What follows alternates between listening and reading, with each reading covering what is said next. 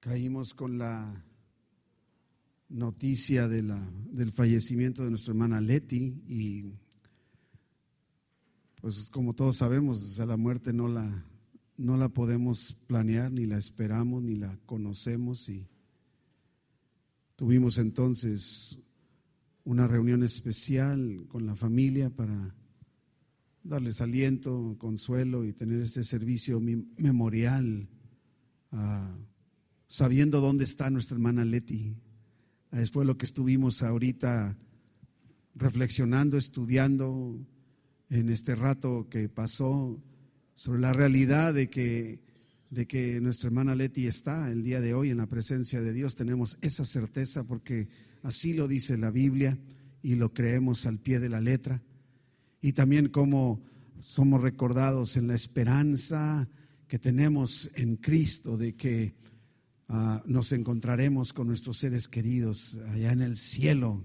Seremos arrebatados juntamente con ellos para encontrarnos en el cielo y Dios traerá el consuelo y la fortaleza para Fernando y su papá Fernando. Y sobre todo esto nos lleva a la reflexión del día de hoy que nos toca ver el enfoque dentro de nuestro estudio acerca de la familia a la manera de Dios, que es lo que hemos venido estudiando por más de 26 miércoles. Y el día de hoy, como lo anunciamos, nos corresponde hablar con respecto a qué es lo que dice la Biblia de cómo debe ser los padres, los papás en el hogar, en la familia, cómo deben ser los papás a la manera de Dios.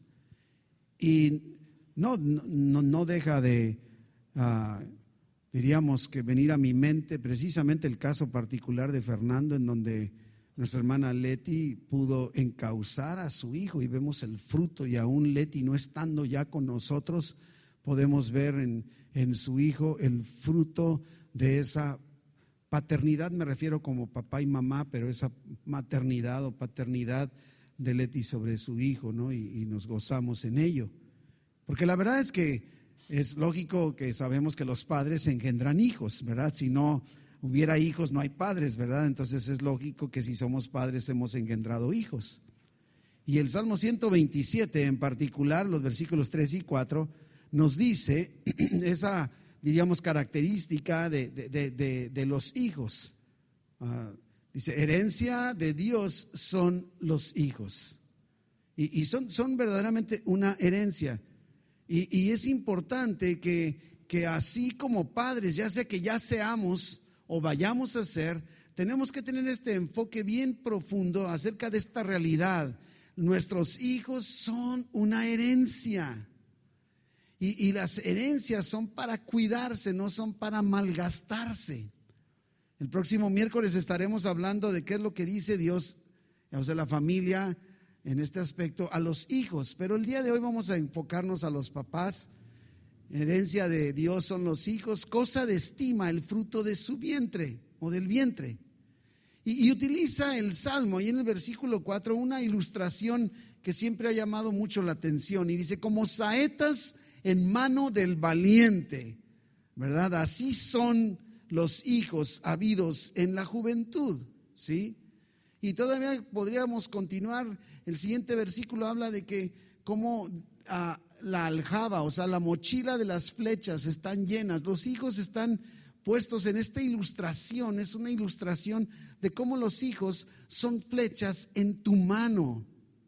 Y yo no sé, o sea, lógicamente que para una flecha necesitas un instrumento que los lance, necesitas un arco. Y entonces en la medida que sepas es darle la tensión debida al arco, lanzarás más lejos la flecha. Y esto tiene que ver con la integridad de nosotros como papás, que seamos esa tensión del cable nos habla acerca de nuestra integridad, de nuestra búsqueda de lo que Dios dice, de cómo debemos educar a los hijos. Pero no solo es la tensión del cable del alambre o del hilo para ver qué tan lejos van a llegar, porque queremos que lleguen lejos, sino también es el saber apuntar o dirigir la flecha al lugar adecuado. Y en este aspecto entonces tiene mucho que ver. y nos enfocamos a la realidad de nuestra sociedad y vemos a los jóvenes de hoy y podríamos decir, ¿qué es lo que está sucediendo? El otro día, mientras esperaba en un centro comercial, estaba sentado en una de las bancas viendo aquí algunas ilustraciones, leyendo los sermones y lo que sea, y me llamó mucho la atención porque pasaba por las palabras que escuchaba. Ahora es muy dado utilizar un calificativo en donde lo he platicado con ustedes. En mis tiempos ese calificativo era un insulto. O sea, si alguien a mí me dijera, güey, para mí era un insulto y lo sigue siendo. Ahora lo utilizan así como con tanta soltura. Y escuchamos a los muchachos decirse uno al otro, hey, güey, y a los adultos también. Y yo digo, ¿dónde queda todo? Y ahora, y no solo eso, escuchamos a las muchachitas. Y yo digo, ¿qué tiene que ver el güey con las muchachitas? Pero también ellas se dicen así. Pero en esta ocasión estaba yo ahí sentado y pasa un matrimonio joven. El muchacho venía hablando con su esposa y así le decía, no, es que güey, no, sí, güey, no, es que güey. Yo digo, ¿eso es cómo se dirige a su esposa? Yo me imaginaba, ¿cómo serán sus hijos? ¿O cómo irán a ser sus hijos? Porque el cable no está bien tenso y el arco, quién sabe para dónde estará apuntando. Esta es una realidad. Y encontramos estadísticas alarmantes que inclusive van cada día en aumento. Niñas adolescentes que están acabando como madres solteras. Una de mis hermanas de sangre es ginecóloga y me da risa porque le digo, tú me utilizas como capellán. Porque luego me contacta y me dice, ay, hermanito, te encargo que estés orando porque tengo un caso. No me da nombres para no romper su, diríamos, ¿cómo le llaman? ¿Mande? Su ética profesional, pero me dice, tengo un caso de una mujer que tiene estas circunstancias, ¿no? Y te encargo, ya estoy orando, ¿verdad? Pero de repente me lanza algunas cosas de muchachitas adolescentes, inclusive casos en donde ella misma por legal no puede atender. ¿Sabía usted que una muchachita en México que es 18 años, menor de 18 años, es una menor de edad? Y no puede un médico consultar a una muchachita menor de 18 años sin la presencia de los padres o tutores. Y tristemente, o sea, ni siquiera le tienen la confianza a los papás o tutores para venir con la ginecóloga con un problema serio. Enfermedades transmitidas sexualmente, inclusive en algunos casos el SIDA. Problemas delicadísimos y estoy hablando de muchachitas menores de edad y lo vemos en el fruto y muchachitas que acaban embarazadas y lo más triste de todo es que muchas de ellas acaban abortando, como le decía, las enfermedades transmitidas sexualmente. Vemos en la juventud desde ahí de los hijos el alto consumo y va más en aumento de alcohol y drogas. Vemos las noticias, las violaciones, los suicidios, la inmoralidad, la delincuencia y en menores de edad. Muchachitos de 16 años violando a muchachitas de 10 años. Y yo digo, ¿dónde están los padres de esas criaturas? Y entonces nos preguntamos, tengamos los hijos o no, ¿qué queremos para nuestros hijos? Y en el libro de Proverbios, en el capítulo 17, el versículo 6, dice esta afirmación. Y aquí me llama mucho la atención. Dice, corona de los viejos son los nietos. Corona de los viejos son los nietos y la honra de los hijos, sus padres. La semana pasada me habla mi hijo y me dice, oye, no alcanzo a llegar por el niño, o sea, mi nieto más chiquito. ¿Podrías pasar por él a la escuela? No, pues yo encantado, como dicen, no.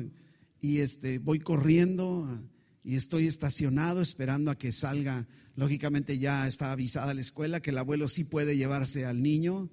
Y ¿sabe qué? Hay algo que sucedió y que cuando el niño sale hacia la banqueta dirigido por una de las maestras, cuando se da cuenta que el que está esperándolo es el abuelo, hubo una expresión en el rostro de esa criatura que vale millones. O sea, el poder ver el rostro de mi nieto, ese gozo de ver que fue su abuelo el que vino por él, y digo, esto no lo cambio por nada. ¿Se fija? Y es precisamente, me recuerda esto, corona de los viejos son los nietos. O sea, nuestro efecto no solo se queda a nivel de nuestros hijos, sino va todavía mucho más allá de todo esto. Y entonces dice, honra de los hijos sus padres. Ahora, fíjese que me llama mucho la atención, porque pudiera parecer honra de los padres los hijos, ¿verdad que? Pero no dice eso, ¿verdad que no dice eso? Dice honra de los hijos sus padres. Fíjese que mi hijo el mayor, ahora sí que hace muchos años, ya he platicado con ustedes en algunas ocasiones, resulta que obtuvo una beca para ir a estudiar al Japón. Entonces lo llevé, lo acompañé para dejarlo allá instalado y fuimos a la ciudad de Tokio, ya tiene muchos años, y fue una bendición, todo becado. Imagínense estar en un país tan caro y una beca completa del 100%, ahí no era de poner una parte uno, no, era nada costó, inclusive hasta el propio viaje del padre o tutor para llevarlo y dejarlo estaba incluido en la beca. Entonces fue toda una aventura, gracias a Dios. Pero en una conversación que estaba teniendo mi hijo con uno de los hogares que lo recibían, estaba mi hijo tratando de entenderse por el poco japonés que en ese momento tenía. El requisito era meter al muchacho en una casa que no hablaran inglés ni español, forzarlo, obligarlo a que hablara japonés. Entonces están tratando de entenderse y yo haciendo un poco de trampa porque pues yo no sé japonés, entonces conmigo sí los papás hablaban inglés, pero a la hora que mi hijo le decía a esta familia, es que mi padre es una bendición para mí. Y en la cultura japonesa, entonces él, no, se me hace que estás traduciendo mal, quiso ayudarle. La manera de decirlo es que tú eres una bendición para tu padre. Y mi hijo decía, no, es que estoy diciendo, aquí sí no me equivoqué. Y él comenta que este pasaje es el que estaba en su mente. O sea, la verdad, él decía, para mí es una honra el padre que tengo. Y no me refiero por mí, pero creo que esto es lo que tenemos que ver. Que llegue un punto en donde tus hijos reconozcan que tú eres honra para ellos. Sí, cierto, son una bendición, lo acabamos de ver en el Salmo 127. Pero no perdamos de vista el enfoque de que al final de cuentas nos está diciendo, honra de los hijos son sus padres. Y entonces diría yo, bueno, ¿cómo estás influyendo en la vida de tus hijos? O si no tienes hijos, ¿cómo te estás preparando para impactar la vida de tus hijos cuando los tengas? Porque lo más seguro, la ley de la vida nos dice que lo más seguro es que acabes teniendo hijos, salvo casos especiales. ¿Estás influyendo en tus hijos en forma positiva o en forma negativa? Porque nada va a sustituir el tiempo que ustedes como padres le den a sus hijos. Nada. Ya no es tiempo, ya no es tu tiempo. Me preocupa ver papás que están preocupados. No, es que ahora tengo que estudiar una maestría de maestrías, de supermaestría, porque es el diplomado de la maestría, supermaestría. No se ha fijado. Y yo no estoy en contra de la preparación académica. Yo no estoy en contra de que nos cultivemos y nos preparemos y nos superemos, pero en muchas ocasiones lo hacen algunos papás a costa de los hijos. Ya pues déjame ver a dónde dejo a mis hijos porque yo tengo que ir a estudiar mi diplomado. Yo digo, ¿verdaderamente necesitas el diplomado a costa de tus hijos? Ese sería más bien el punto. El viernes pasado estoy ahorita compartiendo con las mujeres, ellas tienen un cafecito todos los viernes a las 9 de la mañana y ya llevo como 6 viernes consecutivos que he estado compartiéndoles, todavía me queda 2 más que ya parece, quiero llegar a la meta, pero estaba compartiendo con ellos una estadística muy interesante que encontré hace tiempo y en algunos de ustedes lo he comparado. La estadística dice que suponiendo que es una pareja que tiene al menos 2 hijos, ¿sí? Una pareja que cuando menos tenga 2 hijos, ¿ok? Esa es y luego que esos 2 hijos tengan al menos otros 2 hijos. Ahí está, para hacer números, es nada más una proyección para que nos demos cuenta. Entonces dice, si así se da, que tú tengas 2 hijos y cada uno de tus 2 hijos tenga al menos otros 2 hijos, después de 10 generaciones tendrás más de 1000 descendientes. Imagínate, más de 1000 descendientes. directos, o sea, ahora sí que de tu sangre. No estás hablando amigos, conocidos, políticos, que yernos y que nueras. No. Estamos hablando de descendientes, o sea, sanguíneos, ¿no? Más de 1000.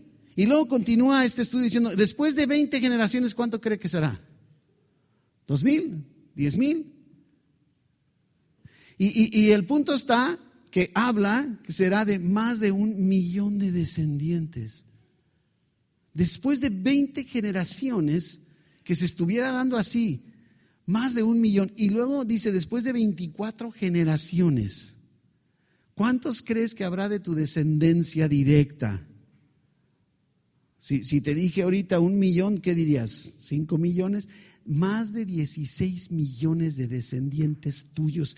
Y el día de hoy, lo que tú estés haciendo está determinando el impacto y el futuro de esos descendientes a lo largo de las generaciones. ¿Qué estás haciendo al respecto? Es una responsabilidad tremenda. Perdóname que pueda parecer un regaño, no lo es. Esto es una exhortación, quiero animarles.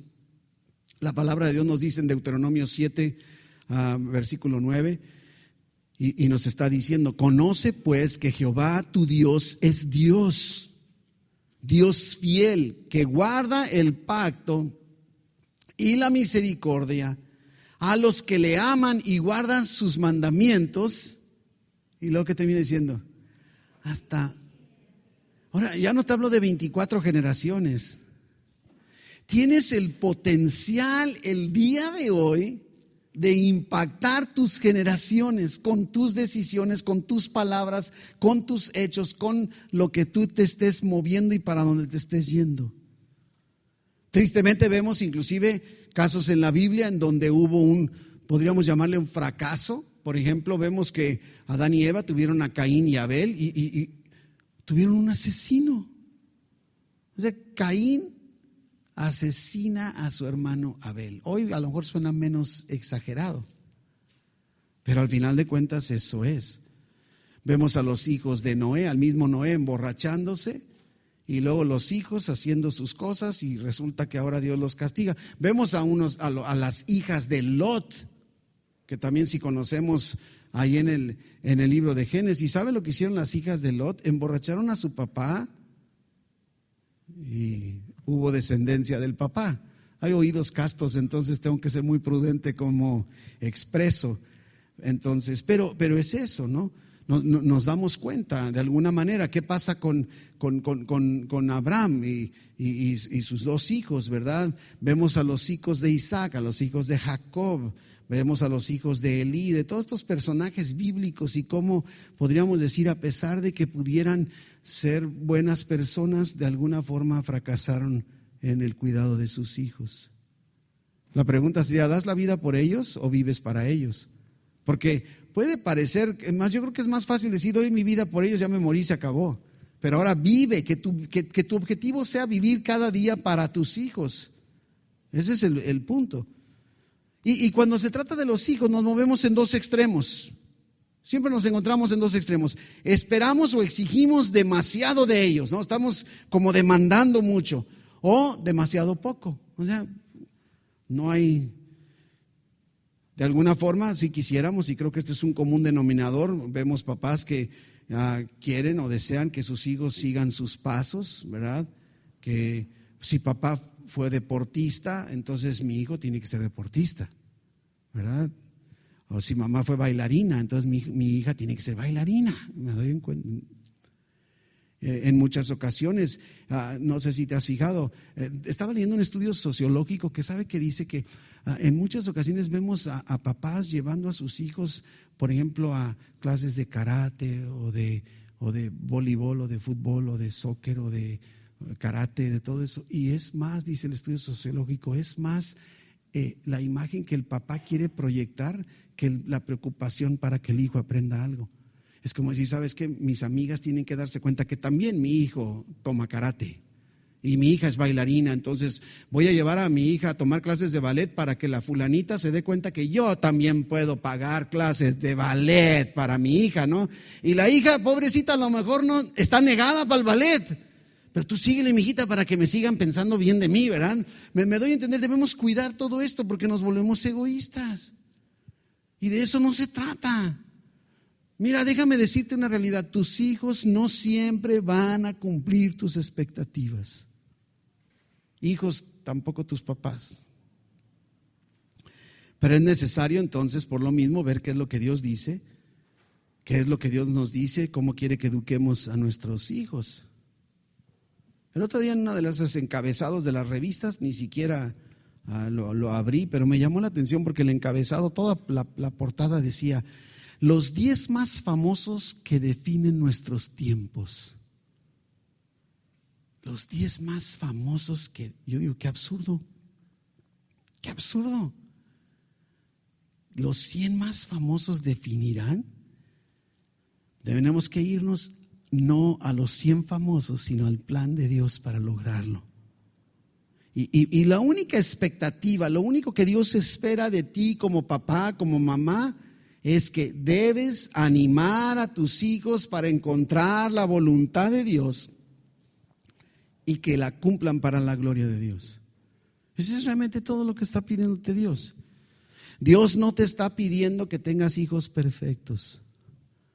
Tampoco Dios te está pidiendo, tu hijo tiene que ser médico, o tu hijo tiene que ser pastor, o presidente, o gobernador, o lo que tú crees que deben ser. Y la verdad es que como padre es una de dos: o vamos a hacer una influencia positiva sobre nuestros hijos, o vamos a hacer una influencia negativa. No hay más, no hay más. Y yo diría, cuando ellos crezcan y conforme van creciendo, ¿qué están expresando? ¿Tu influencia positiva o tu influencia negativa? Porque vemos a los hijos y podemos deducir cómo son los papás. La Biblia nos dice en pasajes en donde, pues son pocos pasajes en el Nuevo Testamento que nos hablan acerca de las responsabilidades de nosotros como padres. Colosenses 3:21 es uno de ellos y dice: padres, aquí pudiera parecer edúcalos, pero dice, no, fíjese qué curioso lo que nos dice Dios: padres, no exasperen a sus hijos para que no se desanimen. No los exasperes. ¿Cómo? En Efesios 6:4, que es pasaje paralelo, dice: padres, no provoquen a ira a sus hijos.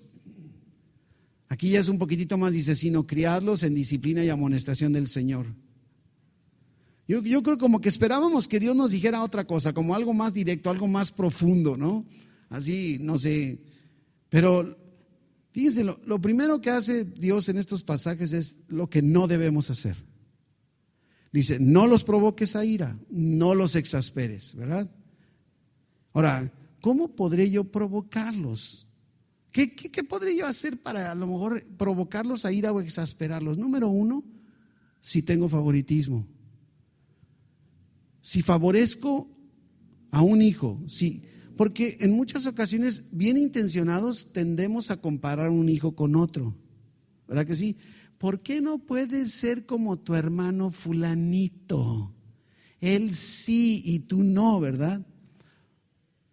Tendemos a decir, no, es que sabes que tu hermanito sí es inteligente, qué tonto eres tú, ¿no? Pero hay favoritismo, lo vemos en la vida, por ejemplo, de los gemelos, los hijos de Isaac, Jacob y Esaú. O sea, Jacob era protegido por mamá y Esaú era protegido por mamá. ¿Y cuál fue el resultado, hermanos? Es más, Esaú dijo: en cuanto se muera papá te mato. Fíjese nada más. O sea, lo único que había sido era un favoritismo. ¿Y qué provocó? Exasperación. Esaú se exasperó, se fue provocado a ira. Ni qué decir, ¿se acuerda del famosísimo José el soñador? ¿Se acuerda? O sea, Jacob tuvo 12 hijos. Y de los 12, bueno, aunque todavía faltaba que naciera el 12avo, pero bueno, de los 12 prefería a José. ¿Y qué dice la palabra? Dice que los hermanos de José no podían hablar pacíficamente con José, al grado que intentaron matarlo y lo acabaron, ¿qué hicieron? Vendiendo como esclavo. Eso es exasperar o provocar a ira a tus hijos cuando hay favoritismo. Tengamos mucho cuidado de no mostrar favoritismos o comparaciones de un hijo con otro. Número 2, otra manera que podemos accionar sin querer o queriendo, pero para provocarlos equivocadamente, es cuando no los valoramos. Cuando no los valoramos. Ellos deben saber, estar convencidos que les amas por el simple hecho de que son tus hijos. Así nada más, o sea, no por logros, no por otra cosa. Es que no los descuides. Vemos un caso, por ejemplo, de Absalón, uno de los hijos del rey David. Fue descuidado, ¿verdad? No valoró David a su hijo Absalón, no lo encauzó, lo descuidó. Y Absalón fue un asesino, un traidor, se sublevó en el reino en contra de su propio padre y acabó muerto. ¿Se fija? Y número 3, una manera también en que podemos provocarlos a ira es cuando no reconocemos sus logros o sus cualidades. Cuando no reconocemos sus logros o sus cualidades, también estamos como provocándolos. Debemos estar atentos a lo que sucede en sus vidas, porque normalmente somos muy buenos para criticar a nuestros hijos. Entiendo que somos bien intencionados, estamos preocupados, queremos lo mejor para ellos, pero estamos nomás duro contra lo que hacen mal, pero no siempre les decimos lo que está bien hecho. No siempre los felicitamos por lo que sí hacen. Y entonces imagínate un hijo que está esforzándose por lograr algo y lo logra y tú no le dices nada, lo estás provocando a ira, lo estás exasperando. Y Dios dice, no los exasperes, no los provoques a ira. Así es de que cuidado y caigamos en favoritismo o en no valorarlos o no reconocerles sus cualidades. Pero entonces, una vez que nos dice lo que no debemos hacer, estos dos pasajes, tanto el de Efesios como el de Colosenses, nos dice lo que sí debemos hacer. Dice, criarlos en disciplina y en amonestación. Y bueno, ¿y eso cómo se come? ¿Cómo le hago? Pues veamos tres ingredientes necesarios para lograrlo. Número 1, amor. Hemos estado hablando y dedicamos un miércoles acerca de la definición del amor bíblico, y entonces nos está diciendo, ¿no?, que no debemos desanimarlos, no debemos desalentarlos, y es que es muy fácil que nuestros hijos se desanimen. Es muy fácil. Desde que nacen, ellos están buscando y necesitando amor incondicional. Es muy difícil encontrar el día de hoy un amor sin condiciones, una aceptación incondicional. Y eso es el amor bíblico. No es te amo por lo que haces, te amo por lo que eres. No, te amo, punto, hagas lo que hagas, seas lo que seas. Es un amor sin condiciones y te acepto sin condiciones. Eso no quiere decir, hijo, puedes hacer lo que se te pegue la gana.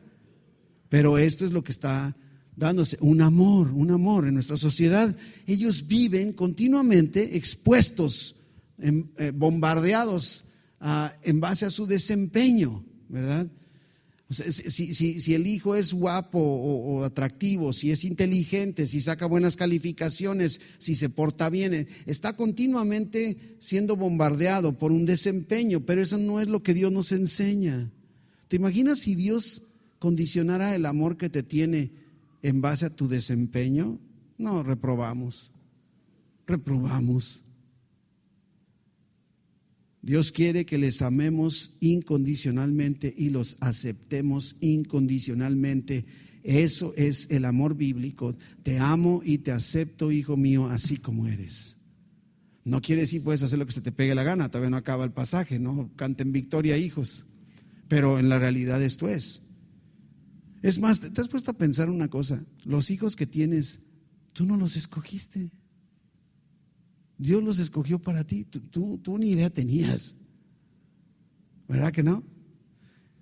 Es que creo que muy en particular, por eso no debes hacerles pensar que les amas en base al desempeño. Yo te amo porque este es el pedido que hice de ti se cumplió con específico. No, tú no planeaste nada, ¿no? Tú no escogiste a tus hijos. Cuidemos que no parezca que por su comportamiento, su desempeño, o a dónde vayan, o cuánto dinero ganen, todo eso va a ser irrelevante, ¿sí?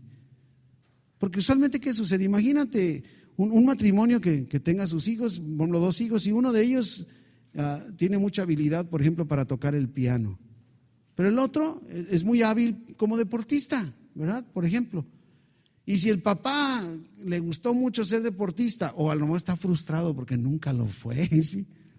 Entonces, la tendencia va a ser: mi hijo, deja el piano, agarra un balón, agarra una pelota, deja el piano, eso no sirve, no deja para nada, ¿verdad? Va el papá equivocadamente a buscar, ¿sí? Y va a favorecer para que, no sé, el hijo se sienta como que mi papá me ama si soy futbolista, pero no me va a amar si soy pianista. ¿Me doy a entender? Va a ser una lucha, ¿verdad? Continua. El papá debe estar consciente por atender y por presumir a los dos por igual, sin favorecer. Porque entonces ahora también, imagínense, tiene 2 hijos. Y esto le pasó a Jacob, con Jacob y Esaú, le pasó a Isaac. Jacob, dice la Biblia, que Jacob era un hombre de casa. A Jacob le gustaba ser chef.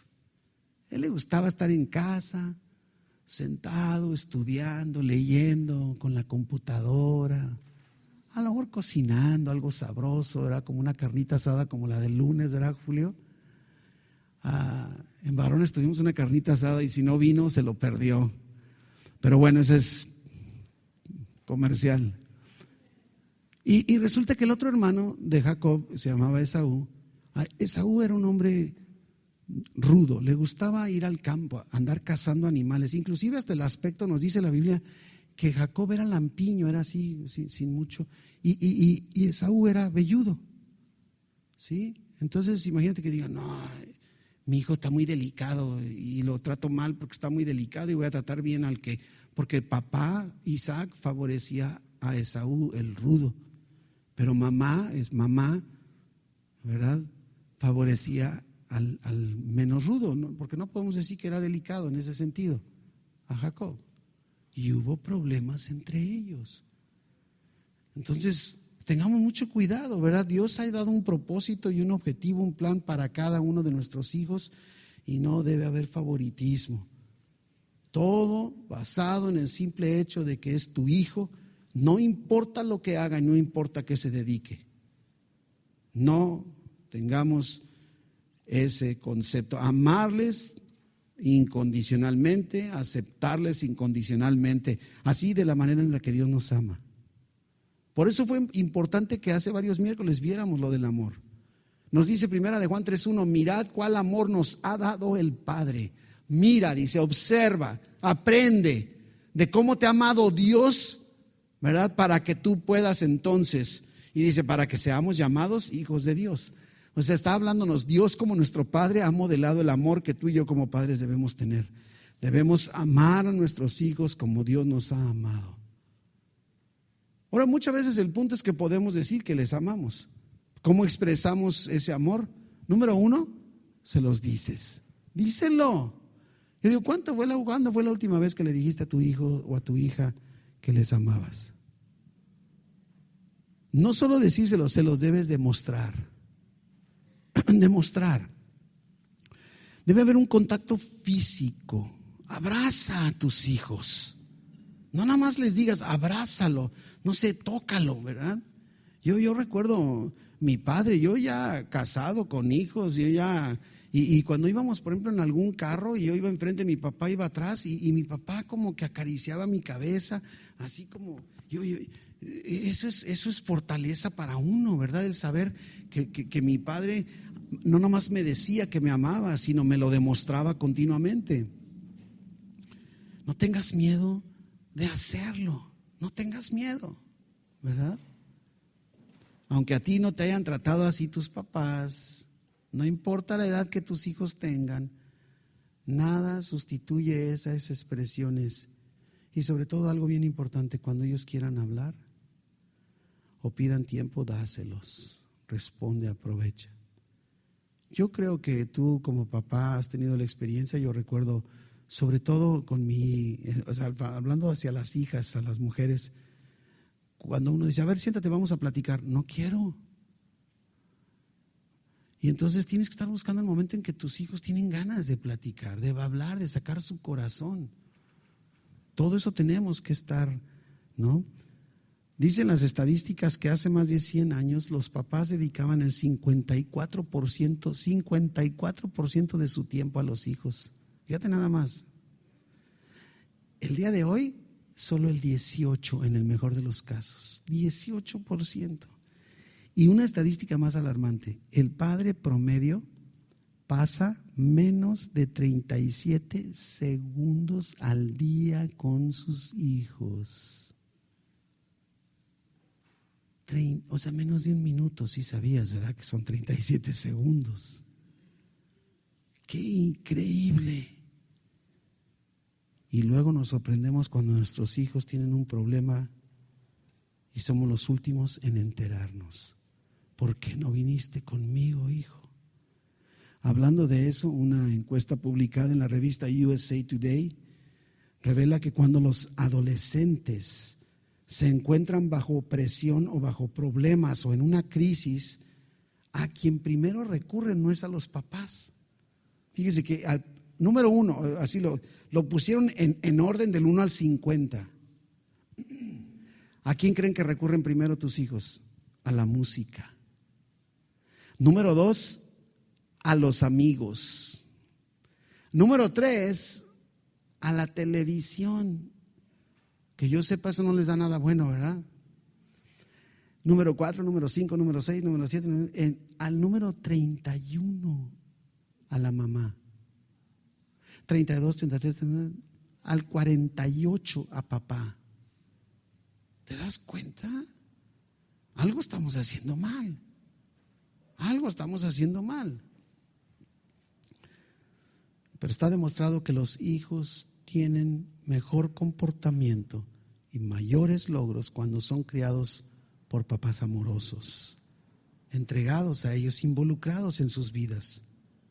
Y está demostrado que entonces habrá menos probabilidades de que tus hijos se involucren en drogas.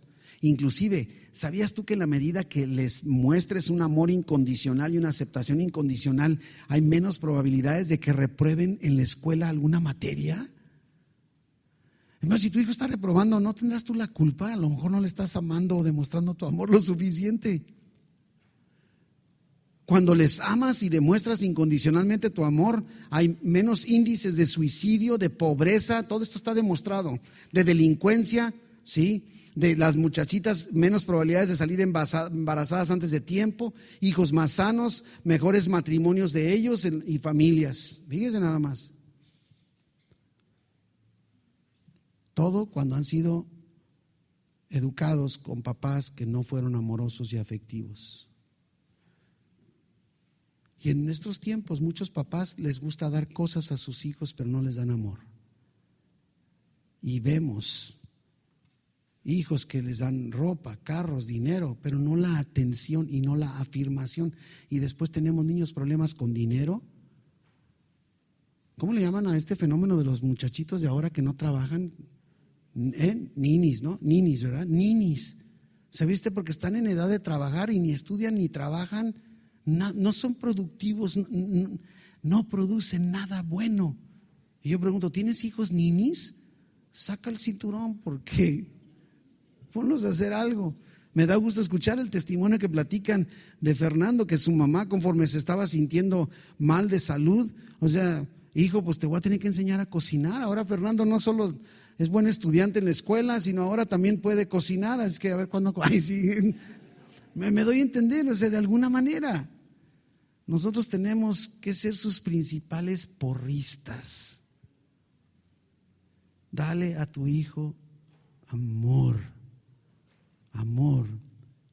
Pero aunque duela, déjame profundizar porque eso no es todo. Número 2, límites. Establece límites. Porque si no puede parecer todo ternura. Ay, qué tierno papá, qué tierna mamá. Mi hijo hace lo que se le pega la gana. No, eso no es amarlos. Es como una moneda con dos caras, ¿no? Amor y disciplina. Tiene que haberlo. Porque la tendencia natural de nuestros hijos, al igual que la nuestra, es hacia el mal. Y nuestra responsabilidad es detenerlos. Deténlos. No es la responsabilidad de la iglesia, ni de la escuela, ni del pastor. Yo te puedo ayudar en todo lo que quieras, pero no es mi responsabilidad. Aquí estoy yo y te puedo ayudar si puedo servir de algo, pero la responsabilidad es tuya, papá, mamá. Y no nada más necesitan el amor y la aceptación. Y la disciplina no es una palabra que nos gusta, como lo que hablábamos el miércoles pasado, como en las mujeres la palabra sumisión. Para un hijo disciplina, garraspean, ¿verdad? Ya no nos gustó. No es divertido. No es divertido, y aunque tu hijo pueda decirte, tú te diviertes y te gusta disciplinarme, no es cierto, ¿verdad? Nuestra tarea como padres es establecer límites y corregirles cada vez que ellos violen esos límites. Establece límites y las consecuencias. Mi hijo, hasta aquí, y si lo pasas, esta es la consecuencia. Tiene que haber claridad. Ahí le van varios versículos bíblicos que le pueden servir de apoyo. Proverbios 22:15, para aquellos que están tomando nota. Proverbios 22:15 dice, la necedad, miren lo que dice, está ligada en el corazón del muchacho y de la muchacha también. Pero la vara de la corrección la alejará de él. ¿Se fija? Varita, varita. Ahora, lógicamente, un muchacho adolescente, papás, ya no es de vara. Mucho cuidado, ¿verdad? Ya en el adolescente, ya los castigos tienen que ser diferentes, ¿verdad? Bueno, Proverbios 23:13, otro pasaje. Dice, no rehúses corregir al muchacho. Dice, porque si lo castigas con vara no se va a morir. Nada más le van a doler las pompis. Lo vas a castigar con vara, pero librará su alma del infierno. Miren nada más. Proverbios 29:15. Y solo le doy una muestrecita para que vea de lo que está repleta la Biblia. La vara y la corrección dan sabiduría. ¿Quieres tener hijos sabios? Éntrele con la varita. Mas el muchacho consentido avergonzará a su madre. Proverbios 29:17. Corrige a tu hijo y te dará descanso y dará alegría a tu alma. En Hebreos 12:10 todavía nos está hablando, en el Nuevo Testamento, nos está hablando hace una comparación de la disciplina de Dios con la disciplina que debemos ejercer los padres.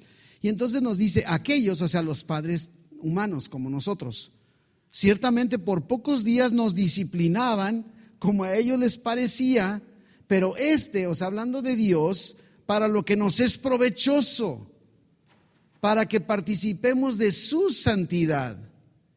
Y es verdad que ninguna disciplina al presente parece ser causa de gozo. ¿A quién le gusta la disciplina? Sino de tristeza. Pero después, mira, da fruto apacible de justicia a los que en ella han sido ejercitados. ¿Sí? Fruto apacible. Me preocupa, inclusive me desespera cuando ando en la calle y veo hijos en las tiendas o en los restaurantes, o inclusive a veces aquí mismo en la iglesia, comportándose como delincuentes. Hubo una ocasión, no sé qué evento fue, terminamos un evento y pues la muchachita era adolescente. ¿Sabe cómo se retiró del santuario enfrente de sus papás? Brincando las bancas hasta llegar allá. Me daban ganas de decir, paren ese changuita que va para allá. Y yo digo, no es posible, no es posible.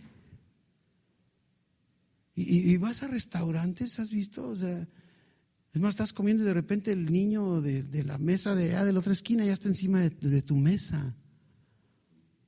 O te avientan cosas. O en las tiendas. Parece que están jugando partidos de fútbol o rompiendo cosas, no sé si se ha fijado. Aplicar disciplina es una demostración de nuestro amor por ellos. Si les amas, disciplínalos. Si les amas, disciplínalos. Dice Hebreos 12:6. Porque el Señor, mire el ejemplo que nos da, al que ama, disciplina. Así como, no me has regañado hoy, Dios. Proverbios 13:24, para darle otras 2 citas más. Dice, el que detiene el castigo a su hijo aborrece, mas el que lo ama, y dijimos que debemos amarles, desde tempranito lo corrige. Proverbios 19:18. No se me deprima, Castiga a tu hijo en tanto que hay esperanza. Nada más cuidado, no se apresure tu alma para destruirlo. Entonces no me estoy refiriendo al abuso ni al castigo, ¿verdad? En la Biblia no se dice que debemos castigar a nuestros hijos, no habla de un castigo. Y digo, de alguna manera, hasta pueden decir, ya ves, papá, mira lo que está diciendo el pastor, no me debes castigar. Nos dice que debemos disciplinarlos. ¿Cuál es la diferencia entre castigo y disciplina? Mire, el castigo lleva la intención de aplicar una pena, de eso se trata. O sea, ese es el objetivo, te castigo, ¿verdad? La disciplina está buscando promover el crecimiento. Necesito que crezcas y entonces aplico. Puede parecer un castigo, pero si tengo el objetivo de que madures, que crezcas, que te corrijas, que te endereces, entonces es disciplina. Por ejemplo, se castiga a los criminales. A los hijos los disciplinamos. No vas a meter a tu hijo a la cárcel porque no hizo la tarea. Y cada vez que tú disciplinas a tu hijo, no es para que pague por lo que ha hecho. Y es por eso que se nos recomienda, no disciplines a tu hijo cuando estés enojado. No apliques disciplina estando fuera de tus casillas. Cuando nosotros disciplinamos es para llevarlos a comprender por qué hicieron lo que hicieron, por qué es incorrecto lo que hicieron y buscar o tratar de asegurarnos que ya no lo vuelvan a hacer. De eso se trata la disciplina. Porque la sociedad, no digo nosotros aquí, pero la sociedad hemos creado hijos que, por ejemplo, no saben lo que es una lealtad a la empresa para la que trabajan, lealtad a la iglesia en la que viven. Muchos hijos no saben lo que es el sacrificio de ganar dinero y por eso tienen una actitud incorrecta hacia la vida, buscando sus propios beneficios nada más, ¿no? Es que o les das tanta libertad que no te importan para nada, o tan estricto, sin darle libertad para realizarse, que los vas a perjudicar. Cuidado con los límites, ¿verdad? Entonces, porque hay límites demasiado estrictos o límites demasiado flexibles. Y nuestro objetivo, ¿se acuerdan? Es para no desanimarlos, criarlos, ¿verdad?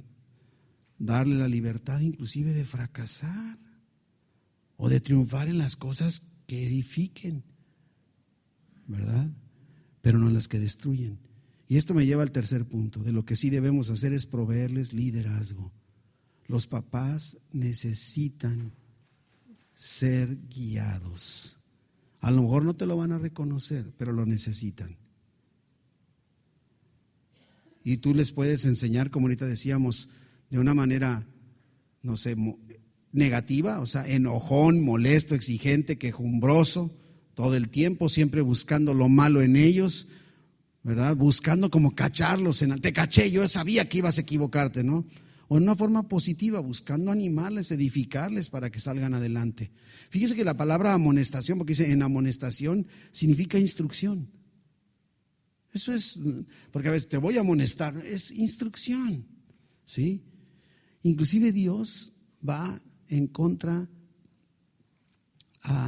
de el sacerdote Elí, precisamente porque no detuvo a sus hijos. Mire lo que dice primero de Samuel 3:13. Está hablándole Dios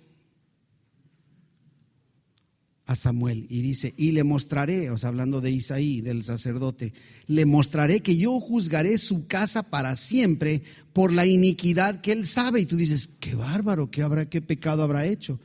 Y dice, porque sus hijos han blasfemado a Dios, y mire, dice, y Él no los ha estorbado. Tienes que estorbarle a tus hijos para que no cometan tonterías. Estorbarles. Les he dicho en otras ocasiones algo que continuamente comparto, que se habla mucho de las oficinas intervenidas y que grabaciones y cámaras y todo. Tu casa está intervenida. Hay micrófonos en cada uno de tus hijos. Y mientras más chico tu hijo, mayor grado de intervención. Todo lo que oyen y todo lo que ven, me lo vienen a decir a mí. Se lo vienen a decir a mi esposa. Se lo vienen a decir a los maestros de escuela dominical, ¿verdad que sí? Porque no van primero con papá. Estaba leyendo de un experimento que hicieron en una empresa, en una fiesta de fin de año. Organizaron un concurso, ¿sí? Entonces tenían una sala, la sala de eventos, y entonces sacaron a 2 empleados de la sala y acomodaron como una especie de laberinto, ¿no? Digo, nada muy complicado. Entonces tomaron al primero y lo vendaron y le dijeron: mira, el objetivo es este. Hasta el frente hay una mesa. En la mesa está el premio, ¿sí? Entonces, el punto está que tú con los ojos vendados tienes que llegar al frente, pero no puedes caminar en línea recta porque hay obstáculos. Lo que vamos a hacer es que nosotros te vamos a estar diciendo cómo llegar. Nosotros te vamos a guiar, ¿sí? Entonces, con el primero, cada vez que se equivocaba y no sé, y caminaba para donde no debía, alguien llegaba y le daba un sopapo. Órale, así como un coscorrón, le daban un golpe, y cuando iba bien no le decían nada. Solo cuando iba mal le daban un golpe, y cuando iba bien nadie le decía nada. Tardó desde la puerta hasta el frente 7.5 minutos para llegar a la mesa, y llegó de mal humor, llegó furioso, quería saber quién le había estado pegando, molesto, ¿sí? Se tardó en llegar, llegó, pero se tardó en llegar. Y llegó molesto, con resentimiento en contra de, como queriendo saber quién fue, ¿verdad? Viene el segundo, igual lo vendan, le dan la misma instrucción. Y cuando se equivocaba no le decían nada, pero cuando iba bien le aplaudían y lo animaban. Llegó en 90 segundos al frente y contento, de buen humor. Es que tú puedes enseñar a tus hijos de 2 maneras: negativo, quejándote, dándole de coscorrones y sopapos, criticándoles siempre, buscando sus errores y no ayudándoles cuando van bien, no felicitándolos. O puedes ser positivo, buscando animarles, edificarles. He enseñado acerca del carácter de Cristo en otras ocasiones. Y algo que me sorprende de Cristo es que podríamos definir su carácter, que era tierno y firme al mismo tiempo. Qué difícil es ser tierno y firme a la vez. Porque si yo pienso en tierno, entonces, voy a ser tierno con mis hijos. Sí, mi hijito, lo que tú quieras. Ándele, haga lo que quiera porque te amo tanto. Soy tan tierno contigo, hijo, te dejo hacer todo. No está bien. El otro es una firmeza, ya está. No, ¿verdad? En ambos casos estoy equivocado. El chiste es tener de Dios la sabiduría para tierno y firme al mismo tiempo. Y eso requiere entesar la cuerda de nuestro arco. Continuamente tiernos y firmes. Y cada vez que encuentres una situación difícil con tus hijos, pregúntate: ¿qué es lo que espiritualmente debo y puedo hacer? ¿Qué debo hacer? Porque hemos escuchado algunas recomendaciones de lo que no debemos hacer y de lo que sí debemos hacer, pero al final de cuentas Dios tendrá la última palabra. Y termino con este pasaje en Deuteronomio 6:4. Si esto lo practicáramos, podríamos llevar mucho camino andado. Y dice Dios: oye Israel, Jehová nuestro Dios, Jehová uno es. Amarás a Jehová tu Dios de todo tu corazón y de toda tu alma y con todas tus fuerzas. Y estas palabras que yo te mando hoy estarán sobre tu corazón. Y mire lo que dice versículo 7.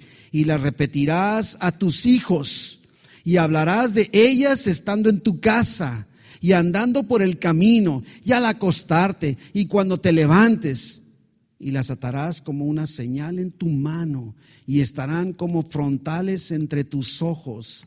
Y las escribirás en los postes de tu casa y en tus puertas. La palabra de Dios, vívela, practícala, transmítela, enséñala y entonces podrá enderezarse muchos errores, inclusive hasta de aquellos errores que ya has cometido con tus hijos. Y aquello que pudiera parecer irreparable, en el poder de Dios hay esperanza de restauración. Instruyamos a nuestros hijos. Y esto de la palabra, déjame decirte, no es solo para los hijos chiquitos. Mi hijo tiene más de 30 años de edad. Y yo sé que él tiene la libertad de tomar sus determinaciones y él tendrá que enfrentar las consecuencias de sus determinaciones. Pero eso no me quita a mí la autoridad que yo todavía tengo como su papá. Y no te vivas bajo el engaño de la sociedad de que si ya tiene 18 años, tú ya no tienes nada que hacer con tu hijo, porque Dios te los dio para siempre. Son saetas en tu mano. Dirígelas y lánzalas continuamente hacia el propósito que Dios tiene establecido para ellos. Padre, gracias. Gracias, Señor, porque nos muestras consejos que deben ser prácticos en nuestra vida para poder ser mejores padres. Permítenos, Señor, amarles en forma incondicional, guiarles, alentarles, animarles, darles ejemplos, Señor.